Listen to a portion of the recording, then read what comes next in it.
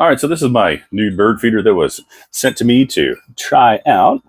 We're going to go ahead and open it up. The top here just slides up, stays connected. That's really nice, so you don't lose that top.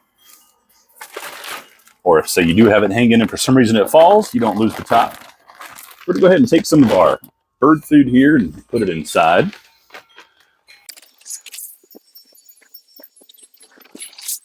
Just like that. Looks like it's all good to go. And then we'll connect it in, and it's ready to be hung. The food nicely sits inside of there, as you can see. So let's go ahead and hang this up real quick. All right, so we've got it hung up outside. Looks really nice.